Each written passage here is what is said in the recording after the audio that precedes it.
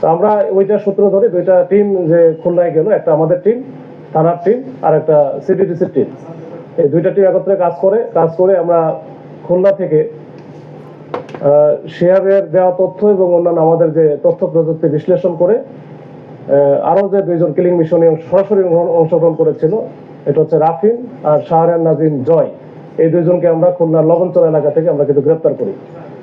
পরবর্তীতে আরেকজন ছিল যে মূলত এই পুরা ঘটনা, ওই যে কে কোথায় থাকবে, ওই যে হোটেলগুলো ঠিক করে দেওয়া, তারপরে ওইখানে ব্যাকআপ গুলো ঠিক করে দেওয়া, কে কার কোথায় অবস্থান থাকবে, এই সাগরকেও আমরা গ্রেপ্তার করি পটুয়াখালী মির্জাগঞ্জ থেকে।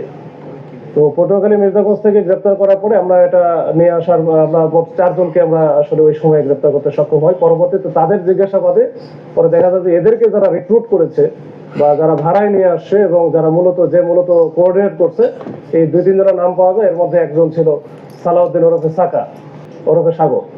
তো এই তাকেও ধরলাম, সে হচ্ছে মূলত ওই বি কোম্পানির একজন বড় ধরনের একটা দুর্ধর্ষ সন্ত্রাসী।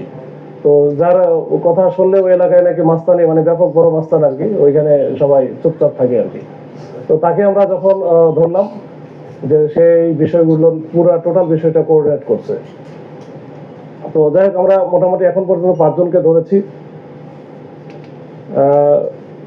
পিস্তল যেটা আমরা উদ্ধার করেছি এটা আমরা ধরে নিচ্ছি, আমরা এখন পর্যন্ত আমরা জানি যে এই পিস্তলটাই এই হত্যাকাণ্ডে ব্যবহৃত হয়েছে। তারপর আমরা ফরেনসিকের জন্য এটা আমরা পাঠাবো, এটা নিশ্চিত হওয়ার জন্য। ওইখানে যখন তাকে ধরা হয়েছে তখন কিন্তু পিস্তল কিন্তু 4 রাউন্ড গুলি সহ লোড করা ছিল। তো যাই হোক, ওইখানে আমাদের টিমগুলো কৌশলে কাজ করেছে, ওই জন্য কোনো ক্যাজুয়ালিটি বা কোনো কিছু করার সুযোগ পায় নাই। আর এরপরে অন্যান্য দেশীয় অস্ত্র আমরা উদ্ধার করেছি, যেটাতে ব্যবহার হয়েছে ওইখানে চাপাতি এবং চাকু, এটা 3টা অস্ত্র উদ্ধার করা আছে।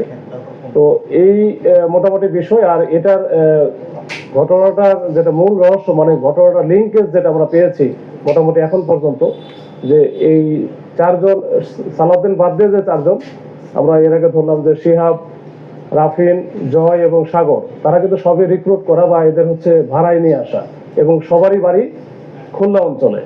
তো পরবর্তীতে এদের সাথে কথা বলে এবং আমাদের যে তথ্য প্রযুক্তি বিশ্লেষণ করে আমরা মোটামুটি একটা সামারাইজ আমরা করেছি। এটা আমাদের ধারণা যে এই ঘটনাটা ঘটেছে একটা নারী ঘটিত বিষয়কে কেন্দ্র করে। বিশেষ করে টিকটকার রাকিব অনেক মেয়ের সাথেই তাদের একটা যোগাযোগ বা সম্পর্ক ছিল, তাদের অনেক বড় ফ্রেন্ড সার্কেল। তো এর মধ্যে সে তো নিজে বিবাহিত, 2-3 বছর আগে মানে বিয়ে করেছে।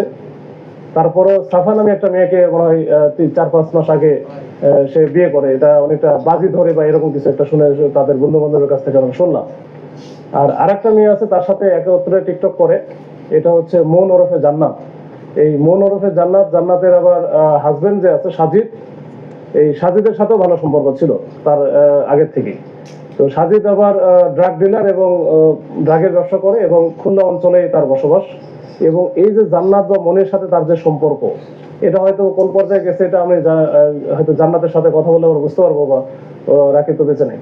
তো এইটাকে হয়তো বা এই সাজিদ সন্দেহের চোখে দেখতো বা এটা নিয়ে মনোমালিন্য না, এবং এই বেশ কিছুদিন যাবত সাজিদ কিন্তু তাকে সেট করে আসতেছে। তো এটারই ফলশ্রুতি আমরা দেখতে পাচ্ছি যে মনে হচ্ছে যে এটাই হবে, যে এই যারা খুলনা অঞ্চল থেকে যারা আসছে এই প্ল্যান করে এটা সাজিয়ে দিয়ে হয়তো এই যে সালাউদ্দিন সহ রাজু এবং রফিককে এইটাতে ফিট করে দেয় তাদের টাকার বিনিময়ে, দিয়ে তাদেরকে কিন্তু পাঠায় দেয় যে রাকিবকে এই কিল করার জন্য। তো এটা মোটামুটি আমরা এখন পর্যন্ত এটা আমরা নিশ্চিত হয়েছি। তো এরপরও আমরা যেহেতু আমাদের ইনভেস্টিগেশন চলবে, এর ভিতরে যদি কোথাও ফাঁক ফোকর থাকে বা লিঙ্কেজ এবং কোথাও যদি ঘাটতি থাকে আমরা একটা লিঙ্ক তৈরি করে ফেলবো। আর এখানে সাথে যারা জড়িত আছে আমরা মোটামুটি আইডেন্টিফাই করেছি, আমরা 5 জনকে তো ধরেছি, এর বাইরে আরো 7-8 জনের আছে।